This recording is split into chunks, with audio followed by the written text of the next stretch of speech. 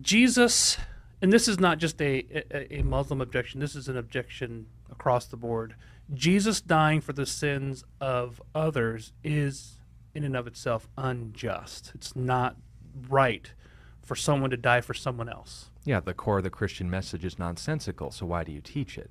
Well, if I'm talking to an atheist, obviously I'm going to come at this from a different angle. But the point of emphasis to a Muslim is to make them play by their own rules. If they, in fact, are leveling a standard towards God that says if he does this, if he has a system where a substitute comes into play, the innocent die for the guilty, or someone who, and this is being the most generous as possible, someone who didn't commit those specific sins are punished for them, that somehow invalidates and makes nonsensical the concept of God, that's your rule, right? Well, now all of a sudden Islam is false because Islam actually teaches that. In Sahih al-Bukhari, hadith number 6664 through 6668, and before you get like superstitious and say, oh, that's satanic, if you have 7,000, you're going to come across that eventually. But the passages are relevant because in top of the outright satanic nature of these things, the hadith narration, which is graded sahih, meaning reliable, through and through, 100% perfect, we have a recitation from the same source as the Quran speaking of the Day of Judgment.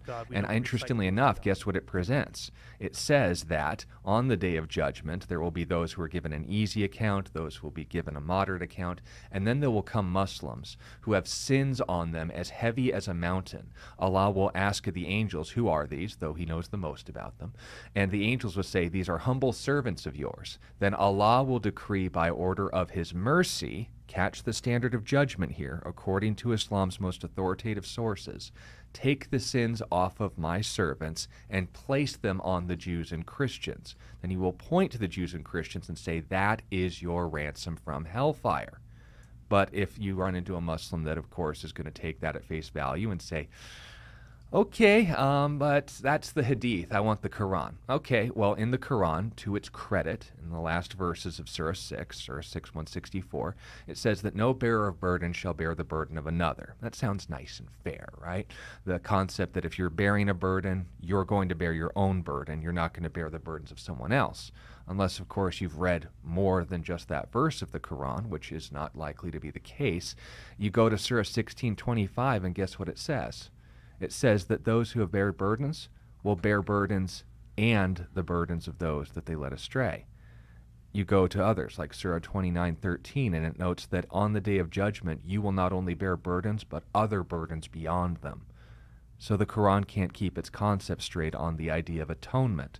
Now, if you want to go to the tafsir, meaning the commentaries, and get this all sorted out, it won't help you. But the point being made is just that. If you, and this is speaking to a Muslim, level this objection, Jesus dying for the sins of others is unjust. The argument is, A, didn't commit sin. A, suffers for sin they didn't commit. Therefore, God, who established the system, is unjust. That's your God. That's not ours. Because when we are talking about our God, we can get into the atonement at another time, but it's ultimately centered around all sin being punished, either through a substitute or through an individual refusing to receive a ransom.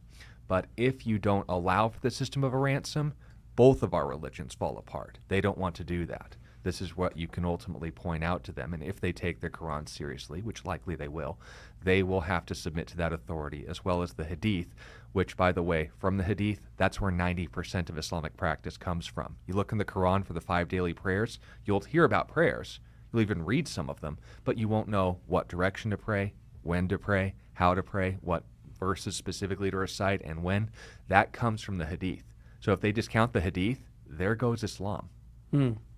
So the Prince of Saudi Arabia might be wrong in saying we need to get rid of all Actually, I'm 100% in favor of that, but not for his reason. Not for his reason.